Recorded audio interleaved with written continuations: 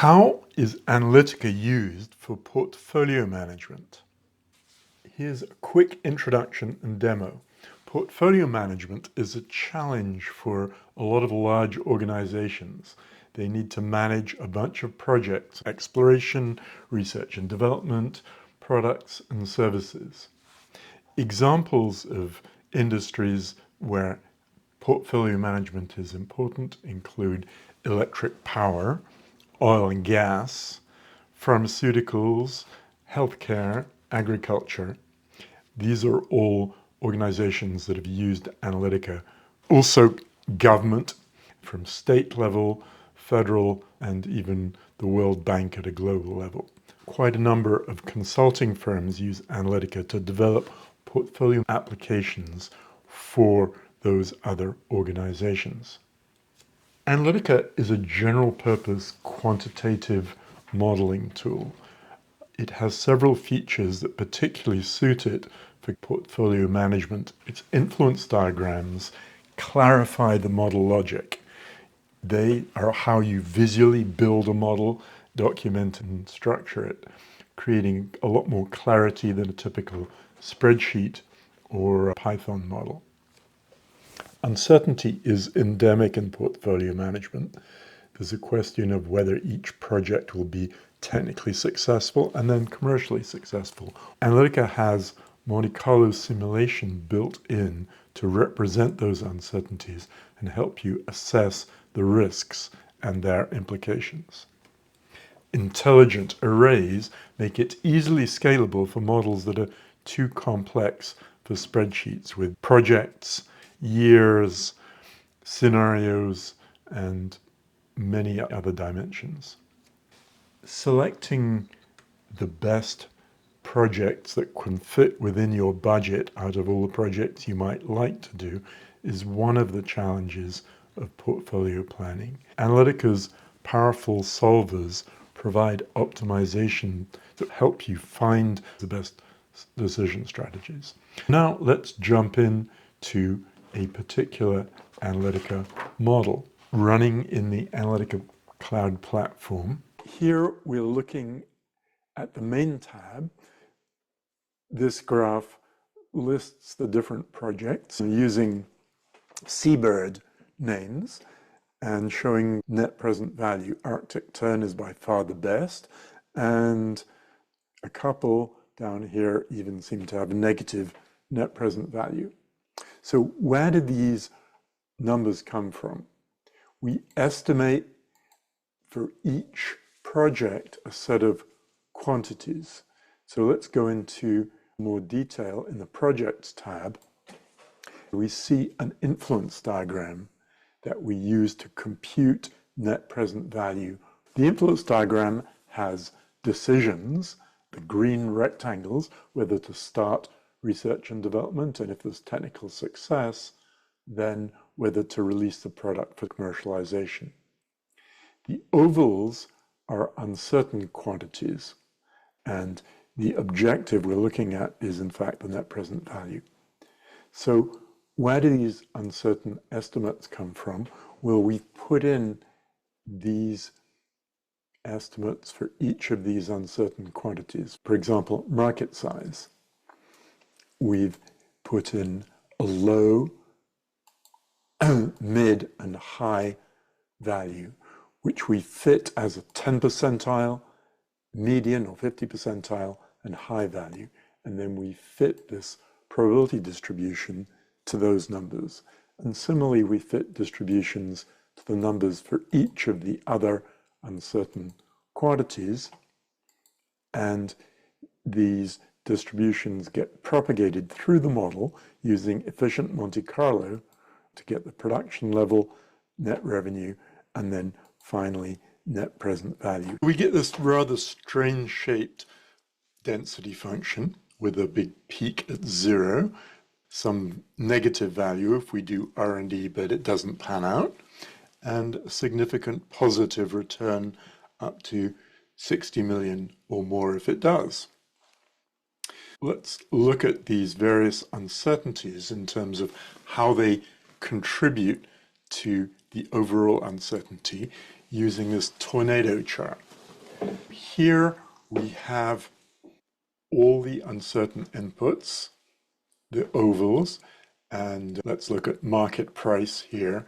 We vary market price from a low value through its mid value up to its high value. We see its effect on the expected net present value while we hold all the other variables to their mean value. This tells us how much the uncertainty in market price contributes to NPV. This is useful if we want to reduce the uncertainty. For example, we might conduct market survey research, understand the effect of market price, market size, market share, and reduce those uncertainties. This is useful in guiding us in how we do our assessment. So far, we've just looked at one project, Arctic Tern. As usual in Analytica, you can replace it by all. Now we see the R&D cost as a separate distribution for each project. But that is a little confusing, so let's look at it in this form. We have college scarf plots to represent the uncertainty for each of the projects, where the black line is the median NPV, the dark blue ranges from the 25 to 75 percentile, and the light blue more extreme outcomes. We find this as a more readable plot for many people not familiar with density functions. So now let's look at the Portfolios tab. We can select a portfolio manually simply by checkboxes. In Portfolio D, we've selected everything. Portfolio A, let's see, we might add Mallard because the boss likes it, and subtract Pelican because the boss doesn't like it. We can obviously play around with these. Or we can just compute an optimal portfolio. Our built-in solver figures out what combination maximizes the return subject to constraint, the R&D budget of $40 million. What if we want to explore other possible budgets? So we replace the 40 million by all, and immediately the optimizer computes the optimal strategy for each of those budgets. So for 60 or 70 million, we just do everything. 50 million, we exclude Loon to do sensitivity analysis to budget size. We can compare the different portfolios in terms of their net present value. The optimized portfolio turns out to substantially increase expected return relative to our manual portfolios. Here we're looking at net present value. Some organizations may care about more than simple dollar return, so we can look at the multi-attribute objectives tab.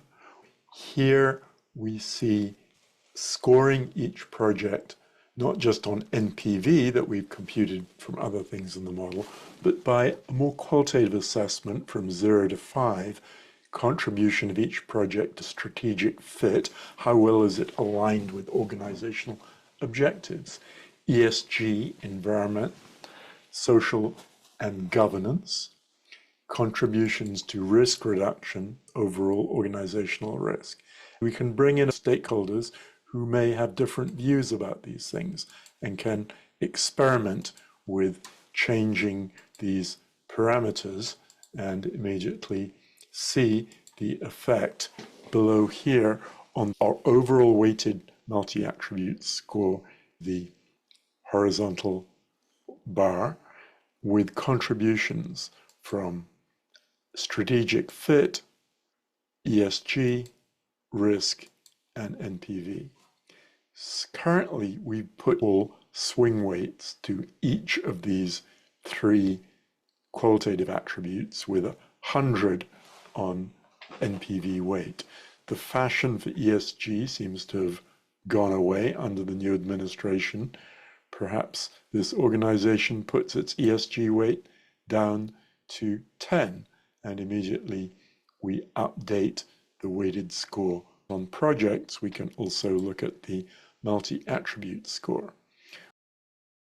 We see the optimized is still better than the manual projects A, B, and C. I've given you a little taste of Analytica Portfolio Planner, which is just one particular model. Because it's built in Analytica, it could be easily adapted to the needs of other organizations, perhaps changing the set of attributes that we care about, increasing the number of projects, putting in time and other things.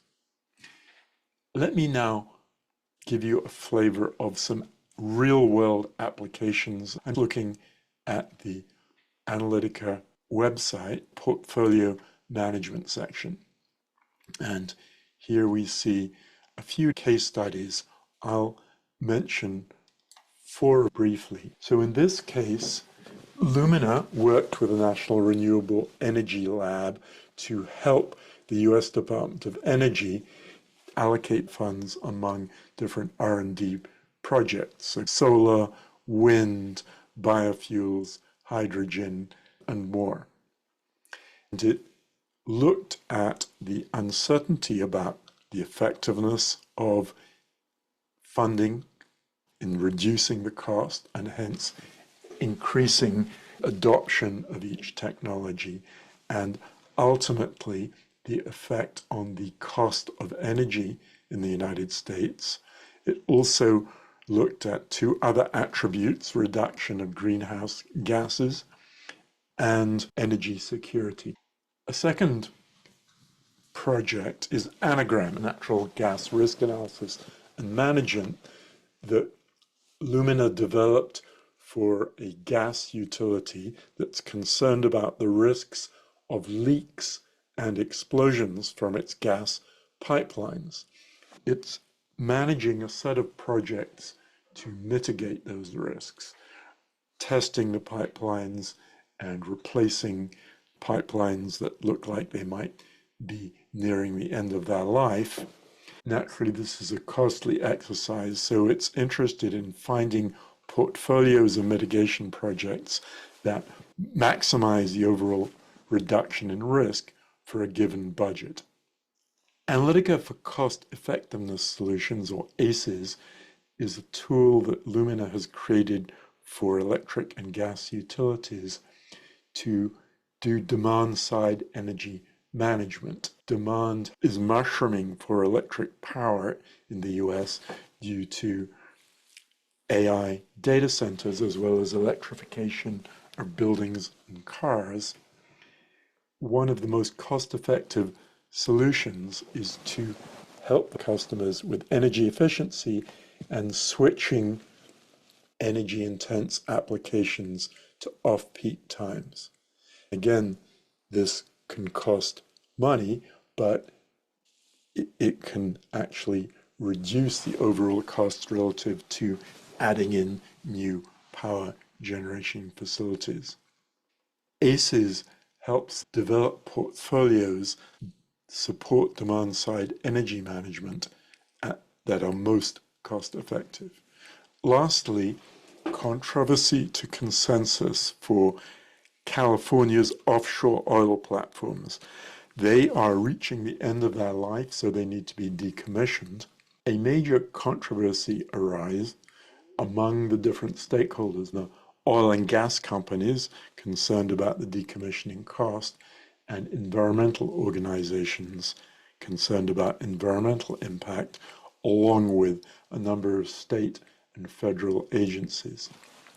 Lumina helped construct an interactive decision model in Analytica to look at the portfolio of options for decommissioning and let the stakeholders explore it and play with it and see the impacts on the attributes they cared about. And surprisingly, most of the participants reached a consensus on the rigs to reefs option, that is, cutting the top off to allow the bottom to become a reef that would support marine wildlife. This option dramatically reduced the costs and also the environmental impacts. We were pleased to win an award from the Decision Analysis Society. These are a few of the portfolio application projects you can see on the website. If you'd like to learn more, you can look at these or contact us at Lumina to see how your application might be addressed by Analytica